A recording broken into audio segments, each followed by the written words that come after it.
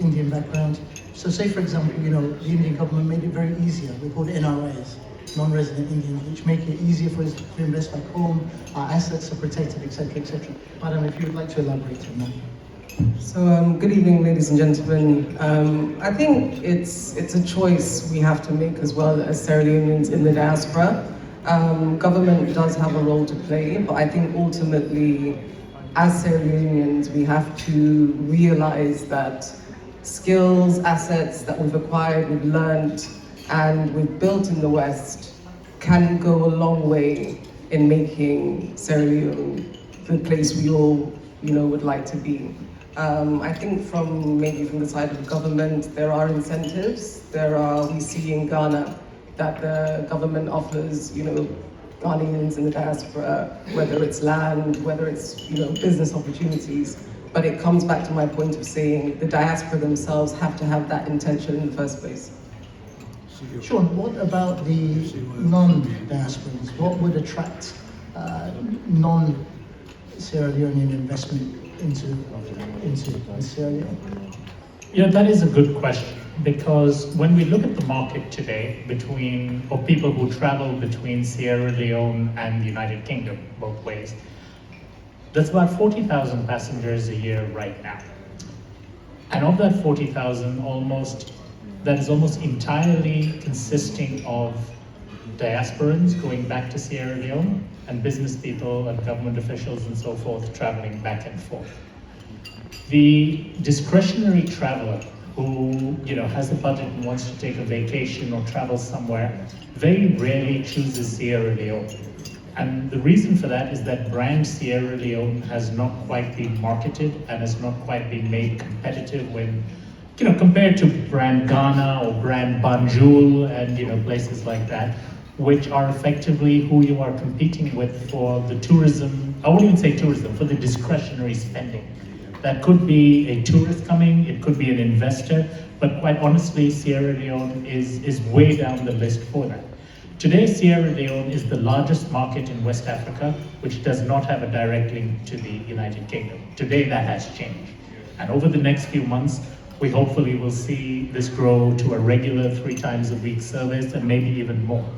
With that, Sierra Leone becomes more accessible. But the accessibility only makes commercial sense. As the DG said, these are private sector initiatives, so the planes have to be full. And for that is where government's role comes in, because government's role has to be to create an enabling environment for the private sector constituents to be able to thrive. Now, the government has done that. The fact that Air Sierra Leone, as an airline carrying the name of the country, but a completely private sector driven initiative with government support, is even here today, on the board, shows that this government is serious. But this is the first step of many. This has to continue. This needs to be rationalization of policies. This needs to be, as an example, airport taxes. This is a major thing for anyone who's flown out of Sierra Leone. You are paying $300 in airport tax to fly out of Lungi Airport effectively. And quite honestly, having flown many times out of Lungi, you're not getting value for money. And this is something which I understand the need to, but when you apply taxes on the assumption that aviation is for the elite, it becomes a self-fulfilling prophecy, and aviation can only then be afforded by the elite. So these are things which government has to do. The government has done an excellent job getting us to this point, but the government now has to look beyond what's already in Sierra Leone and start looking at how to expand the net beyond the diaspora, beyond the business travelers, into the discretionary travelers. And the way to do that is to make Sierra Leone more attractive financially, welcoming from a visa perspective and things as such. That's what the next steps have to be to attract this non-diaspora traffic in the future. Just a quick one. Myself and a group of young guys in Freetown, Sierra Leone have teamed up. These guys, they have set up a recruitment agency in Sierra Leone to help connect professionals, companies, businesses, as well as individuals together. So if you are a company, if you are a business person and you are looking for staff, contact us now, carboproperties@gmail.com. So these guys, they have from drivers to IT professionals to architects to cleaners, whatever. They basically cover all walks of life. If you're looking for gateman, security, if you're looking for petrol attendants or just office assistants or attendants, reach out now, caboproperties@gmail.com. Okay, these guys are young professionals. They finished university. They've decided to create this agency so that they can employ themselves, but of course provide employment for other people who are struggling in Sierra Leone to get jobs.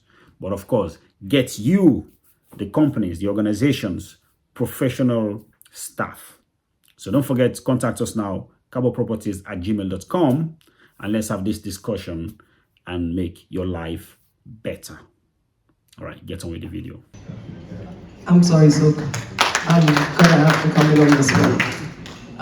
So you can get your visa on arrival from Freetown at the moment. At what price? I think that's great. It's visa on arrival. Yes, but you still have a very significant price to pay relative to, say, a banjo. Excuse me, if we can just... So this is a civil conversation. I think this is a conversation we need to have as Sierra Leoneans. When I took office almost 2 years ago, the conversation was exactly this. And it was looking at all the challenges, looking at all the problems. And we're sitting here almost 2 years later as proof that despite the challenges of taxes, despite the challenges of charges, we have 3 new airlines in Sierra Leone in the past 1 year and almost 8 months.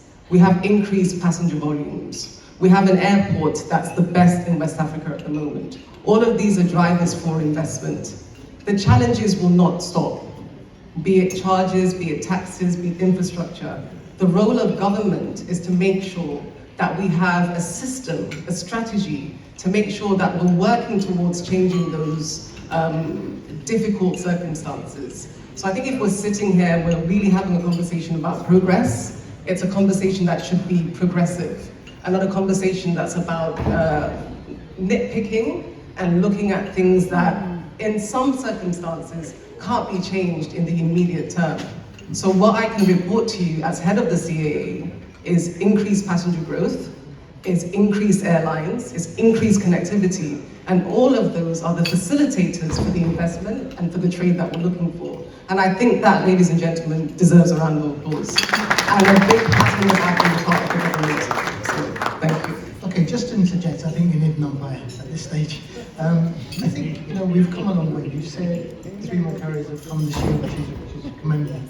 But is the cake growing in size, or are you slicing the cake up more between more carriers? So is the wedge of the cake getting smaller, or do you see the market growing as a whole? So what we're looking at is numbers. So if we are looking at a passenger traffic, a throughput, I think we were at 148,000 total last year. 2023. Ending 2024, we were at 248,000. Wow. So what you're seeing is an increase. And we're looking at, so airlines are opening up different routes. And when new routes are opened, you're tapping into new markets. So we have to be realistic about strategy. I'm not by any means downplaying that there are additional things that can be done, but we need to realize that each state has its own challenges, it has its own systems. And we've gone from a stage where we can say, we've gone from crawling to a point where we're standing. And we need to actively come together to support ourselves to walk and take the next steps. And I think if we're going to be successful, we can't, just aim at being Ethiopia or being Askai overnight. But what we're seeing are the positive indicators. We're seeing not only policy, not only frameworks, we're seeing action. And I think, personally, I've been very involved in this Air Sierra Leone journey. And we have broken barriers that were almost impossible. And that could not have been achieved with all the goodwill in the world, with all the investment, without strong government support. So that's very important. I have to be fair in this seat. What they've done for the sector in the last 2-3 years is phenomenal. Just a quick one. So did you mention about the opportunities that the government is providing, or if you like, I don't know, for diasporans, right? The incentives. Can you please give just examples? Because I've had questions. People are saying, what are these incentives? So if you have some examples you can throw out there, that would be lovely. Okay, I can say I'm not an expert in those fields. I can talk about aviation all day, but what I can say is I think it's for Sierra Leoneans to come home and explore. I think you have an open government, a listening government. You have various ministries, departments, and agencies that are accessible to you. So I think my message, being a diasporan that returned home 14 years ago, my message is to go and look for your opportunities. And once you've seen those opportunities, I guarantee you, you have a listening government. Right, folks, don't forget to Subscribe to this channel now.